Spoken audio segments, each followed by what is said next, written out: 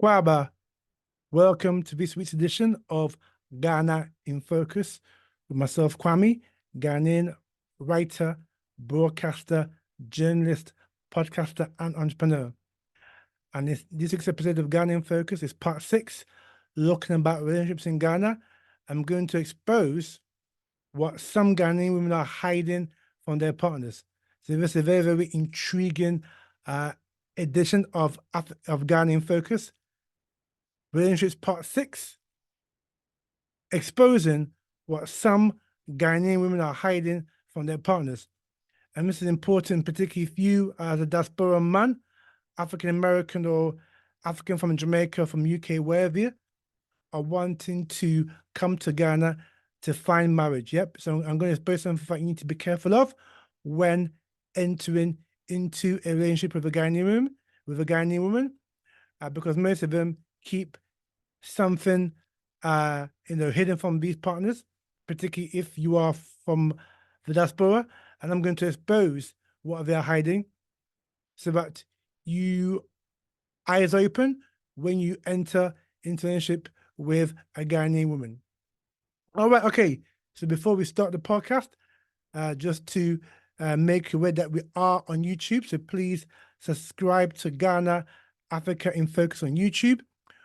We want to get 200 subscribers by the end of the year. So far, we've got 5 or 6. So please subscribe to Ghana Africa in Focus on YouTube and click on the notification bell, meaning that every time I upload a new episode, YouTube will notify you. Again, we're also on Spotify, being the main platforms that we are on. Again, we want to get 800 followers by the end of the year. So look out for Ghana Africa in Focus on Spotify and hit follow. Again, meaning that you're notified by Spotify every time I upload a new podcast. All right. And if you want to donate to the show, we kindly accept donations to help us grow and continue to bring some great content for you from Ghana and from Africa. And so if you want to help us with our costs, you can donate as little as $3 a month. You're not obliged to keep it. You can keep it for even 1 month. And I will leave you the link to donate on the footnotes to the program. All right. And if you do want to do any sort of business in Ghana, despite the current climate, we can offer you a lot of advice that can save you a lot of time, money, and effort. Because I've got more than 10 years experience of doing business in Ghana. Like I said, I've got land, I've got property, etc. So we know about the Ghanaian terrain, about the Ghanaian market. And so if you'd like to book a consultation with myself, again, I'll leave you my email address in the footnotes to the show. Just drop me an email and we can book your consultation period. We do an hour session for $30 or a 20-minute briefing for $20. All right. So we can tailor make a program for you based on what your needs and wants are when it comes to relocating to Ghana. All right. So let's get into today's podcast of Ghana in Focus, exposing the secret that some Ghanaian women are keeping from their men. So as I mentioned in part 1, relationships in Ghana part 1, relationships in Ghana, particularly if you are an African man from the diaspora, they can be very, very complex indeed. And the reason why they are complex is that Ghanaian women, a lot of them, are not honest. And moreover, sad to say, a lot of Ghanaian women are players. They have more than one man rather. And how do I know this? A, from experience, and B, I have a sister who's obviously Ghanaian, and she tells me that a lot of her friends have got 2, 3, 4 boyfriends, at the same time. And so this is what you need to be aware, particularly as a diaspora, coming from US, UK, Canada, what have you, when you are dating in Ghana. So, like I mentioned, some Ghanaian women, not all, but a majority of Ghanaian women have more than one man. So, for example, so my sister told me that, she has friends and they have got about 4 men. So one girl's got 4 men. So she has one that she just dates with, goes out casually, whether it's to a cinema, whether it's to a bar, wherever you. Yeah, then there's one man that she just, buys, takes it to dinner. Yeah. The guy just takes it to dinner. That's it. Yeah. Then she got another man that she has sexual, relations with. They just have that sexual relationships. Yeah. And then another man that just give her gifts, like some sugar daddy, buy the gifts and probably rents an apartment for her. That's his his task, nothing else. He's not there to sex her, he's not there to take her out, he's not there to, you know, be in a wholesome relationship, right? He's just there just to take care of her economically. Yeah. So you have to understand as a diasporan that a lot of Ghanaian girls, women, have got more than one boyfriend. Yeah. So you must be careful when you are dating, or if you're thinking of entering into a relationship that you would like to extend further into marriage. So because of the it's not the economy, it's not, you shouldn't blame the economy for this, because of the way some Ghanaian women have programmed themselves, a lot of them take men for granted, and a lot of them like to exploit men, particularly if you're from the diaspora. I will keep on banging this because, like I mentioned before in Relationships Part 1, a lot of Ghanaian women, not all, but a lot of them are after money. Yeah, they're chasing men who've got money. And particularly you as a diasporan, they see you, rightly or wrongly, as somebody that's got a lot of money because you're from US, you're from Canada, you're from UK, you're from Australia, where have you, yeah? As long as you're from the West, they automatically think this is how they've been raised, this is their perception that you've got money because you come from the West. And so given this, a lot of Ghanaian women are chasing money, and particularly men from the diaspora who they perceive have a lot of money. Okay.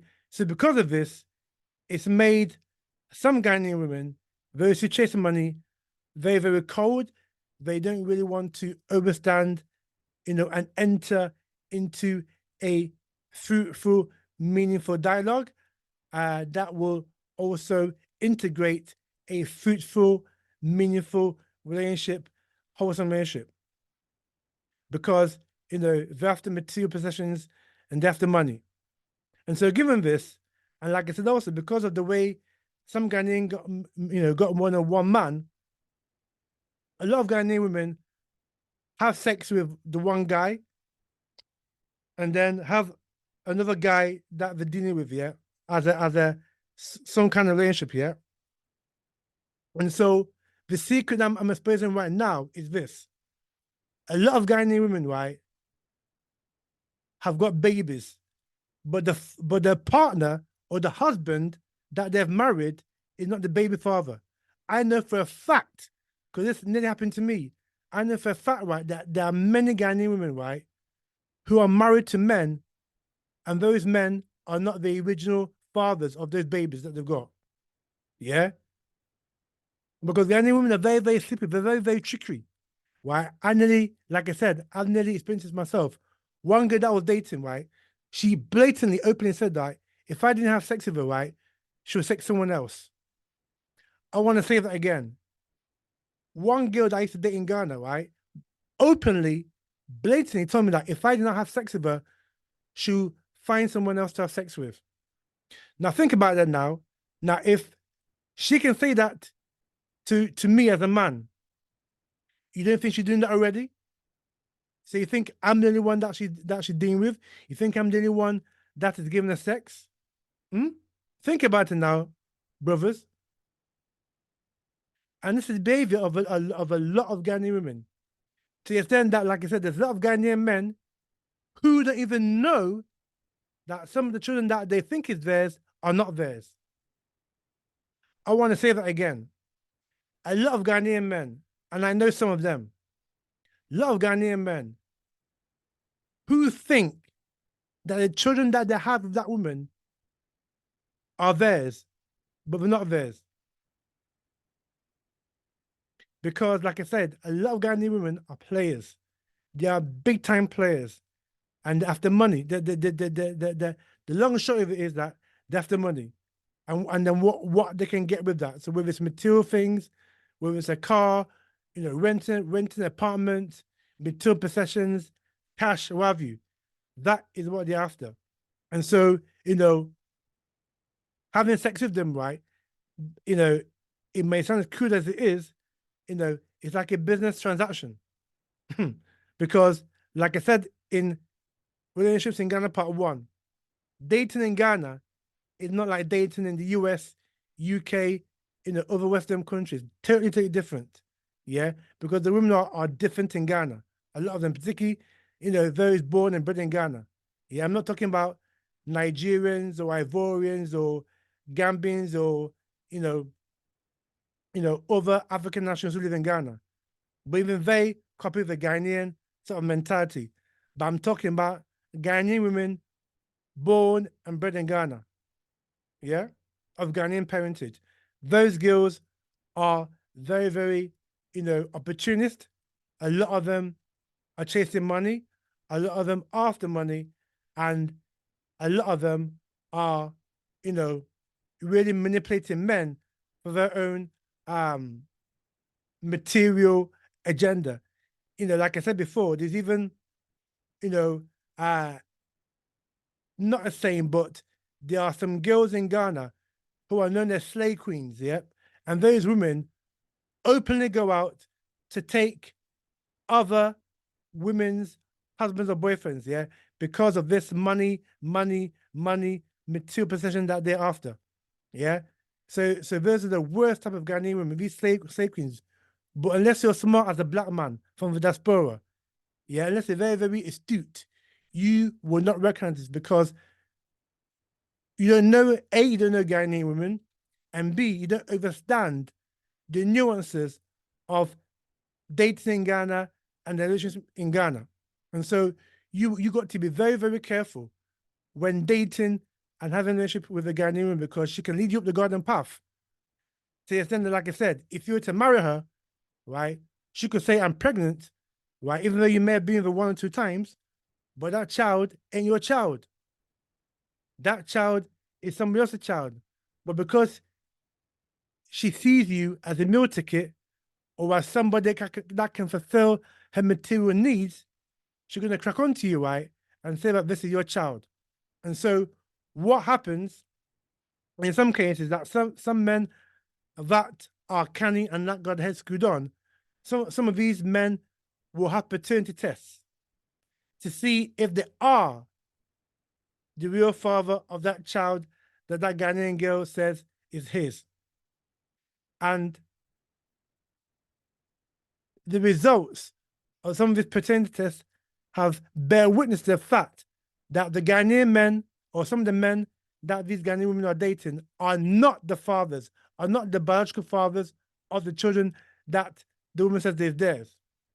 Showing you, yeah, that some Ghanaian women are playing a very dangerous, manipulative, and tricky game when it comes to dating men, particularly African men from the diaspora. And you, as a black man from the diaspora, you got to be aware of this. So this secret I've exposed to you today, put that in your head. Put that in your computer memory. Put that in your computer bank. So you know, yeah, that if you were to enter into a relationship with a Ghanaian woman, that A, or woman rather, that A, she's got more than one man, it's not just you. And that B, she's having sexual intercourse with other men apart from you. And there's a good chance that if she become pregnant, that child may not be yours. Yeah. And so I'm warning you, brothers,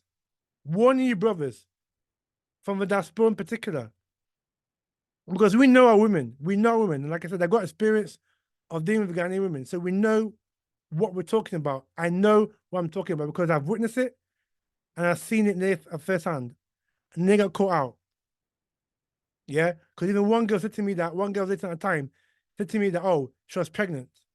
And then my sister, right, confronted her, right? And she said to the girl, are you really pregnant?